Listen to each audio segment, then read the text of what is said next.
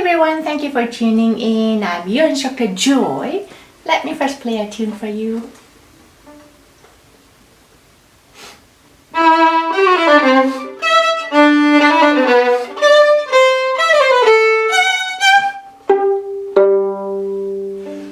This was an excerpt from Gavotte by Gossec. This piece can be found at the end of the Suzuki Book 1 or one of those popular encore collection pieces or music. I thought this is a great excerpt to practice or to show you how one could practice fast runs, any fast passages that's slurred over many notes, whether it's this one or could be this, doesn't matter. So any type of fast runs over many strings or sometimes on one string, how does one practice? We were told to practice slowly, but how do we connect from slow practice to fast performance practice? I'm going to show you where the problem is and how one could approach it systematically so that you can play yourself very clear and as fast as you wish. But before I start, I would like to thank you all for your kind support here and also on my Patreon page, booking lessons with me, sending me nice kind comments and questions, and sending me donations here and also on my Patreon page. That means a lot to me. I know it's a difficult time for all of us. It's a little weird, but I really appreciate. So back to our fast passages. Fast passages are hard for several reasons. Not only we have to move fast, but there's so many things are happening at once. 2 to 6, 7 things at once. It's very hard to multitask and think and prepare. That is why a lot of instructors suggest to practice slowly first. But the problem lies, a lot of violinists that I see in my studio know how to practice slowly. They understand the point of it, but a lot of them are left alone, not knowing how to connect the slow practice to fast one, saying, when I play slowly, I can do it, such as,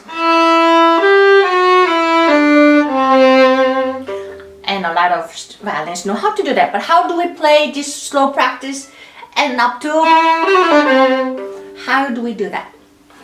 So now you're not alone if you had that kind of question. It has to do with two things: articulation of the left hand and coordination between both right and left hand. Now articulation left hand, when we're talking about articulated left hand, it has to do knowing exactly when to place the action and when to relax the action or when to release the tension of the left hand. Now, the reason why we're having a hard time to play fast is we're treating finger movement as a tool movement, placing in and lifting up, placing in and lifting up like this. And that's why it becomes slower and it has only limit to do fast. Instead of placing finger and lifting out like this, of course I'm exaggerating to make a point, you have to treat it as a one motion. You drop your finger and it releases it naturally. It's almost like a bouncing ball. If you throw a ball on the floor, it bounces on its own. The ball itself does not have two different motions, such as falling and being lifted up. It has only one impulse, one motion, being thrown away, and it naturally bounces off.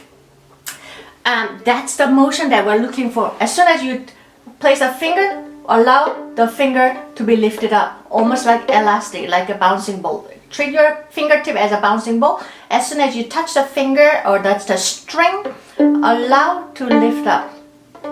Yeah, of course, before lift up your finger, you need to place it properly, and then that allows to lift up. And then you're wondering, but Joy, we're not supposed to lift up this much. You're correct. I'm just showing you so that you know what kind of motion you should feel within your fingertip. Now, we're going to simulate the fingertip, the motion of the fingertip being bounced off without lifting up the finger after being placed. Namely, as soon as you place it, release the finger pressure as though your finger is being lifted on its own, but keep the fingertip on the string. Again, So much so that you should almost see the string being lifted. You see? But the motion is same. I'm just keeping the fingertip at the string. And this is what we're looking for. In order to create that one, it's very important to drop your finger with a speed, very fast, and wait.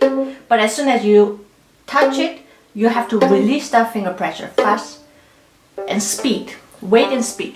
Just like when you throw the ball fast, it lifts up fast. When you throw the ball slowly, it lifts up slowly. We want fast lifted up.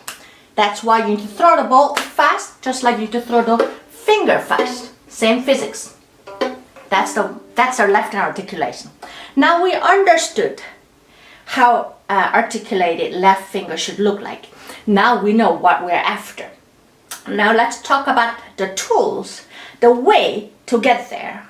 In order to train that one, the best practicing is with a dotted rhythm. Dotted rhythm is long notes and short notes. Short notes are combined in specific order.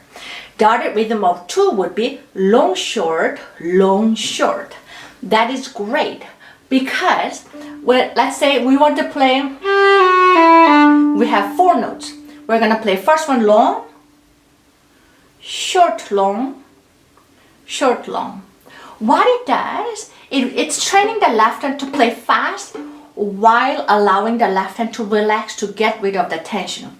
Because that's crucially important. In order to be fast, you have to know how to get rid of the previous tension. And that's what dotted exercise is so great. So now let's play long, relax. Now we're going to play next 2 notes, fast, relax. Again. Long, short, long.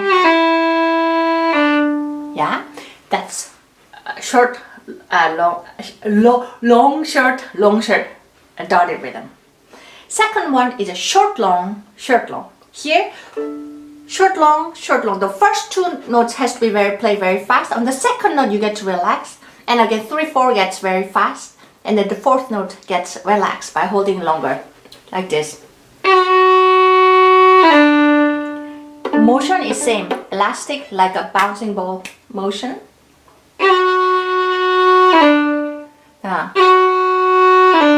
It is very important that you practice playing fast in a very small section such as dotted rhythm so that you know how to play fast. That is a common mistake that a lot of violinists do, where they practice only slowly and they're having a hard time to play fast because the fast playing was never practiced.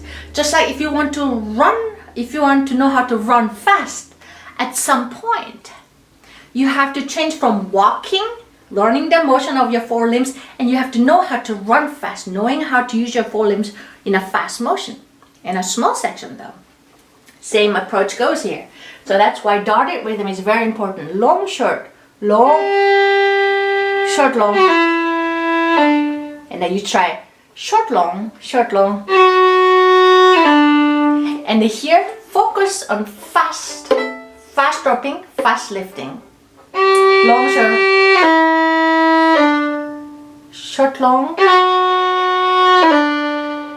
Well, if I can lift up, I lift up right away, just like you throw the fingertip fast with a speed and lift up. If you have to keep the fingertip on, I release the pressure as soon as I can while keeping the fingertip on. That's the first thing. This one may be very simple, but it does wonders. And you would be amazed how many things it can be fixed. Now next one comes to coordination. Coordination is particularly important when you play over many strings, over many notes during string crossings. That can be hard. That has to do not only knowing how to move your left hand with a great articulation, but also knowing how to adjust correct elbow height of the right arm. The problem here, a lot of violinists have is, let's say, there's this section, that section, right? Now here, we're starting from D string, and then we're going to G string. A lot of violinists do know that we need to raise right elbow when we're changing from D to G string. But what a lot of violinists miss is the adjustment of the right elbow height has to be done before you get to the new string, meaning you have to be adjusted to the new elbow height with a previous note in the previous string, like this. I'm still on the D string, but right elbow has to be already raised. Of course, I raised more than necessary to exaggerate, to make the point. So I'm already ready to, my elbow is prepared already to go to G string, so I only have to place a finger. That's first thing. This one can be practiced by simply stopping on the note where you have to adjust the right elbow height, and by manually ordering right elbow what you do. Here. Again. Elbow. Yeah, that's first thing.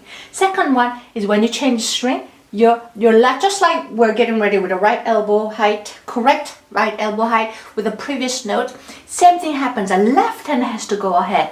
Whether it's slurred fast passages or separate fast passages, separate bow fast passages, it is crucially important that we are ready way in advance. That means when you're playing from D to G string, the elbow has to get your left elbow has to be moved slightly to your right to reach the third finger or the G string, and also have the next finger, in this case third finger, has to be ready, being placed right above the new string. So in here you're stopping where you want to have both hands ready, well coordinated, namely right elbow raised, left elbow to your right, and the third finger above the new string, in this case G string. All you have to do is drop finger now,